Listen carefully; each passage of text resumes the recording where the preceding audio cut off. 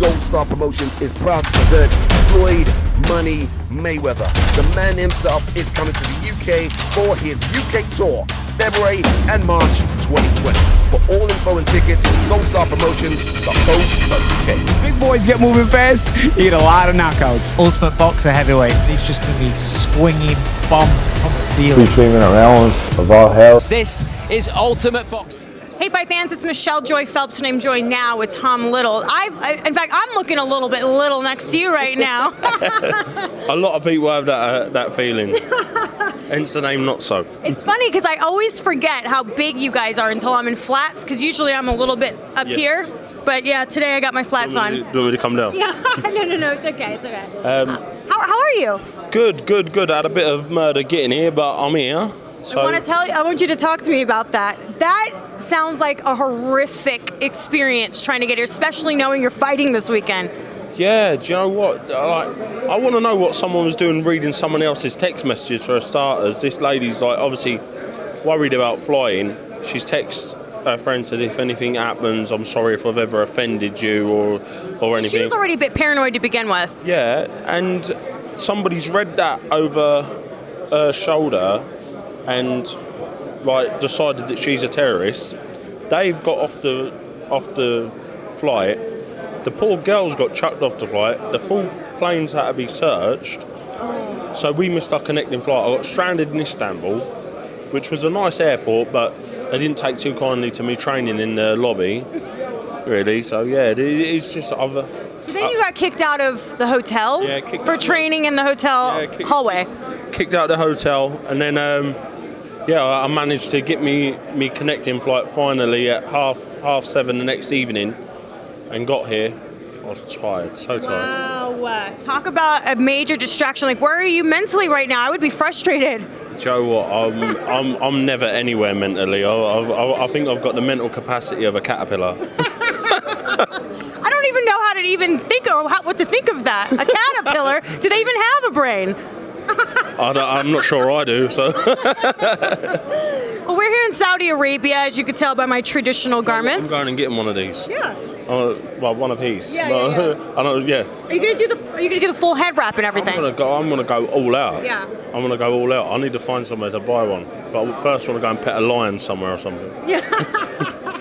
So have you had an opportunity to walk around, or are you just still kind of trying to adjust? Do you know what? Coming from where I come from and keeping the company I keep back at home, I've got a lot of mischievous friends, so I seem to be cut from that sort of cloth. So I've just stayed in. I got told before I come out here, stay in your room, don't talk to anybody, because you've got a real bad habit of offending people.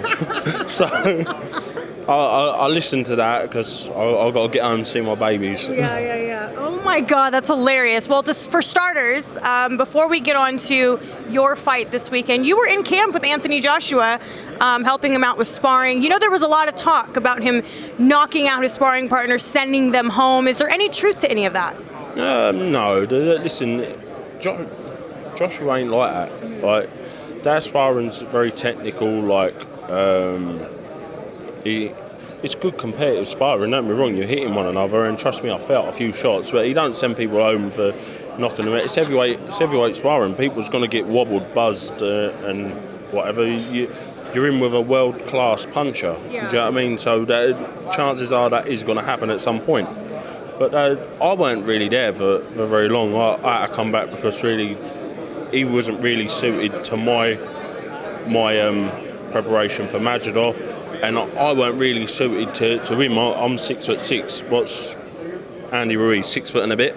Yeah. So the only thing I have in common with Ruiz is I've got fast hands and I'm quite aggressive. Mm-hmm. So I'm not really aggressive. I'm all right. Don't look scared.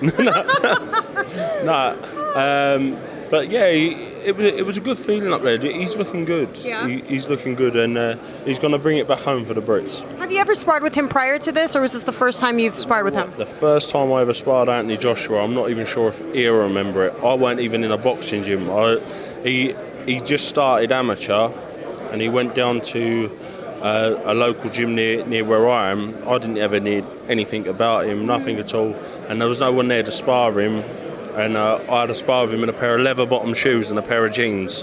Really? And I ran out of gas and rugby tackled him. That was about it. But no, I never really sparred. I sparred everyone else in boxing, but I done most of the camp with Dylan White and a few other lads that helped me out. So yeah, I've had a very good camp. Let's talk a bit about your fight with Mozgov. Now we know that he has a decorative amateur career, but you also have the height, the weight advantage, and you're also pretty experienced yourself. So where do you see, or do you have a prediction for this fight? Listen, I'm just going to go out. I'm going to box to orders like my. Listen, I've worked for 8 extensive weeks. I was meant to fight Lucas Brown beforehand, so I come off the back of that camp straight into this. I knew about this for 8 weeks, and we've said from the beginning, I left Josh to watch him and study him, and I'm just going to listen to my coach's orders and win 3 minutes at a time. This fight, I'm going to take it every 3 minutes at a time. Fast feet, fast hands, high hands. Can't take no riskies with him. He's a big old boy. So, do you know what? Amateur boxing is a different sport, yes, but he done the 5-rounders, so he's a bit more experienced than people think. He's been in with some of the big. He lost to Usyk, beat Joshua. I don't really think he did beat Joshua, but he got the nod in his own country. So, do you know what? I'm just going out there and I'm going to bring a pressureless performance and just make sure that I leave. Anybody that knows me, anyone that's seen me box, know I will leave my heart and soul in the ring. There's not an ounce of quitting me. So if he plans on hitting me with his fists and doing anything, he wants to think again and go and get a shovel or hammer or something. So yeah, I'm just excited to be on this big stage and go and represent. Now, your last fight with David Price, let's talk a bit about that, because I know it ended controversially. How frustrating was that for you? Do you know what? It was frustrating, but it's hard when you're good friends with somebody. I couldn't really take it that personal. Do you know what I mean? I got a message earlier in the week from David, listen, this is your time. You go and do this here. Do you know what I mean? I'm good pals with David. It was a hard thing to fight him, but it's boxing. We all know we're in boxing for the same gold. But yeah, it was heartbreaking because I did feel myself coming into that fight and I was closing the gap on him. And I said to the guys before, and I said, I've got to do a lot of stuff. I'm fighting a 6'9" man. I've got to do a lot of stuff on the borderline of the rules to close this gap on him. So I would much prefer a more experienced referee. They went, go to your change room now and shut up. So I listened, and look what happened. I got caught in equilibrium, but I know David as well as anyone. He's a terrific finisher. But if he would have finished me, he would have finished me in the next 2 or 3 shots. That would have been it, game over.